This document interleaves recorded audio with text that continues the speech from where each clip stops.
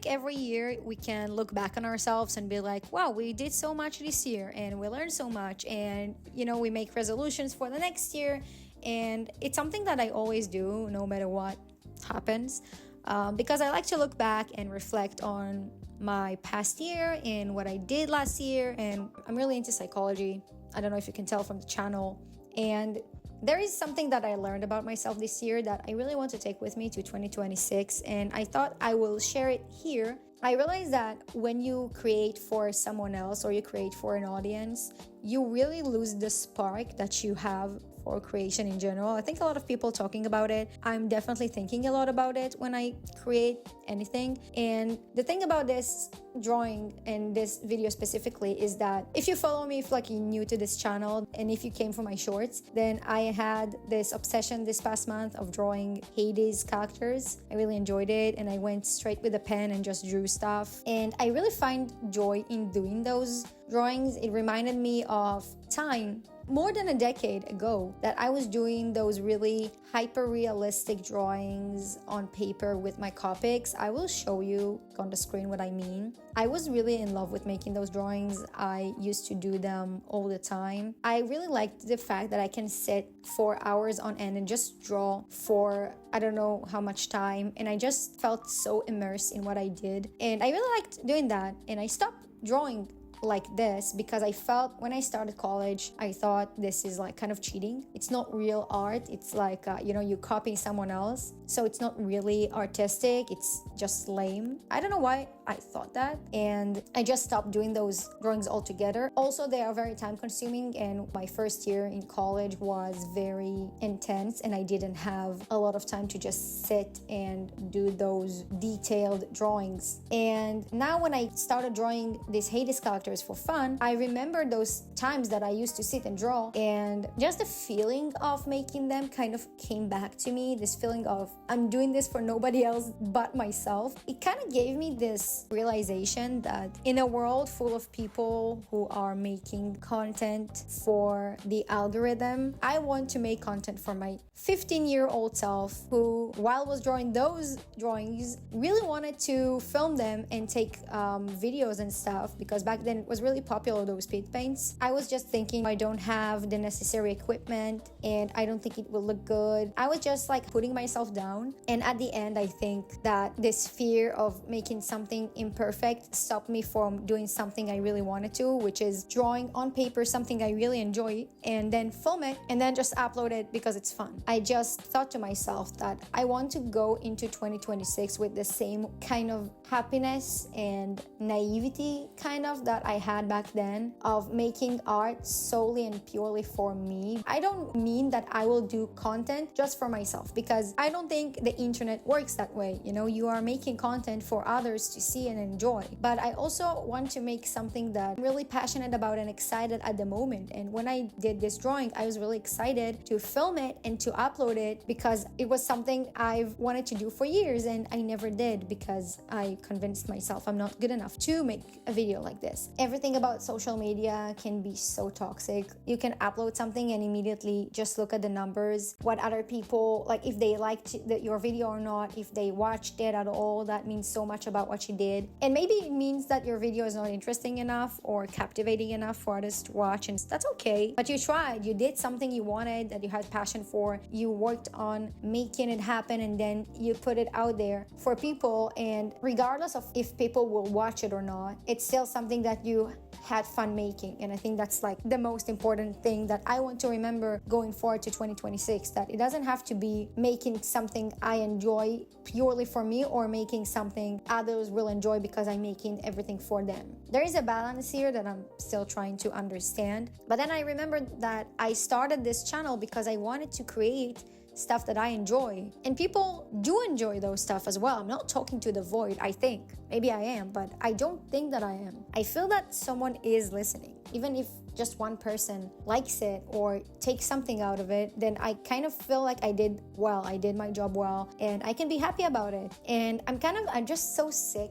and so tired of being enslaved to the algorithm and being enslaved to numbers and comparisons. And I'm just so sick of it. I don't know how to explain. I don't know if you understand what I mean, but right now I'm just really enjoying drawing the Hades characters, and I have this vision of drawing all the characters in Hades, and then I'll start playing Hades 2 and I'll draw all the characters from Hades 2. So for me, it's like a really fun project. Maybe I'll drop it midway because I'll be bored, or it will take me a lot of time, but I will still do what I want and enjoy what I do because it's something that I wanted to do. I just want to tell you, like, I think in general, because I talked a lot right now, I feel like about nothing. This is what I made this channel for. I kind of wanted to give other people the space and the place to be themselves and not to feel like they're alone with what they're going through. I feel like at the end of the day, we are all living in the same world and we have the same problems, and we're feeling just so alone with what we are going through.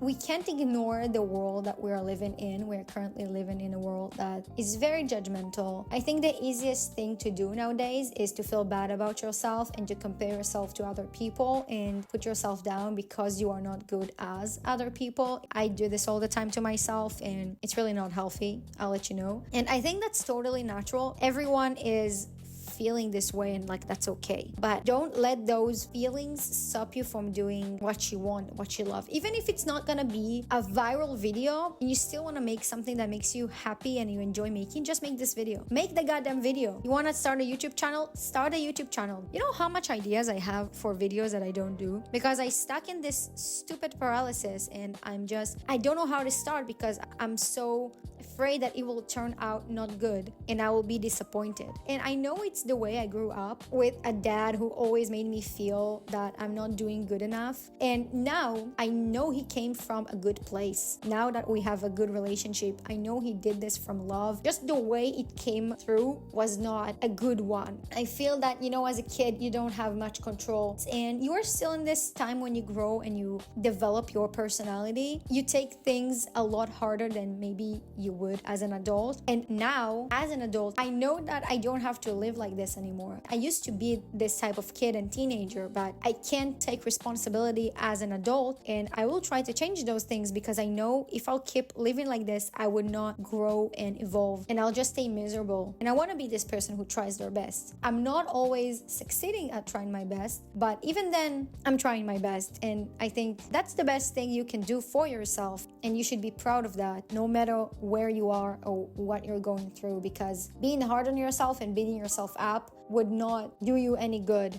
So it's definitely stuff that I think about a lot, and I guess I just wanted to share. Yes, so that was me, and I'm doing okay. Thanks for asking. I'm fine. I'm doing really great, actually. I think I'm in a good time in my life that I'm very excited about a lot of things. I thought maybe do a Q&A. It's another thing I always wanted to do, a Q&A, and like talk about myself to random people on the internet. I'm kidding, you're not random. If you're here, you are an avid fan of this channel, and I appreciate you very, very much. And if you're not, and you're new here, welcome, and I hope we can be friends, and you'll stay. And if not, it's also okay. I'm not gonna cry about it. Maybe. I'm not promising anything. My dog here is eating the chair. Anyway, I thought maybe I'll give you the technicalities of how I made this drawing. I'll give you some tips and tricks maybe about the Copics, and if you're interested in a whole video about it, I will do it. Like, I think it's super interesting, and I definitely want to talk more about it. First of all, if you want to draw anything from looking at it, because I looked at the Hades original drawing on my computer, and you want to make it good, you need to practice your proportions. I think if you're new to this, you can do a grid on your paper before you draw, or you can even have a paper that has a grid. You'll have a better way to measure your perspective. It can be really helpful. I don't use that because I don't need to, but that can be helpful if you are a beginner. When you want to buy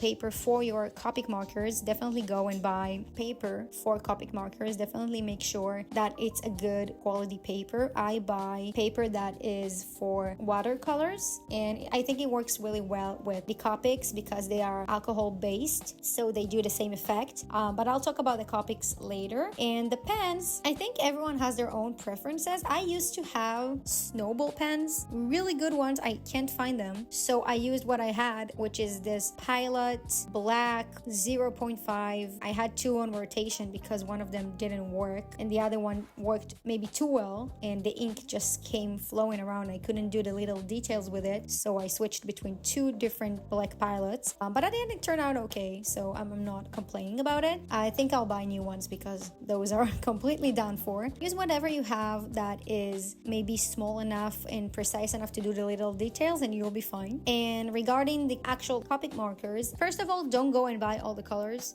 Specific colors you can buy. I think they still have a set of colors that's supposed to be very basic colors for beginners. That can definitely be a good start for someone who is just starting their artistic journey and they want to learn how to color, but they don't want to spend a lot of money on it, because I know those markers are expensive and can definitely add up. I know because I have them, so I remember they were expensive back then. They are probably expensive right now. I definitely accumulated them over time. Also, don't freak out if you don't have the exact same color. I didn't have either. If you'll compare, you'll see it's not the same colors, but you'll choose the colors that are close enough and you'll work well with what you have. The Copics can blend really well. That's one thing I really like about them, and you can create new colors and shades and hues by blending them. But make sure that when you are blending or trying to do shadows and stuff and you want one color to be more prominent than the other, wait a little bit so that the color will dry. When you first color with it, the paper becomes wet and then it just sucks all the colors, so sometimes you won't see the effect as much and you will need to wait a little bit. It's pretty, like, if you know watercolors, it's pretty much the same, just the methods. So if you are already used to watercolors, I think you'll have a great time using Copic markers. I just go with the flow, and I think you can see I'm just drawing like whatever.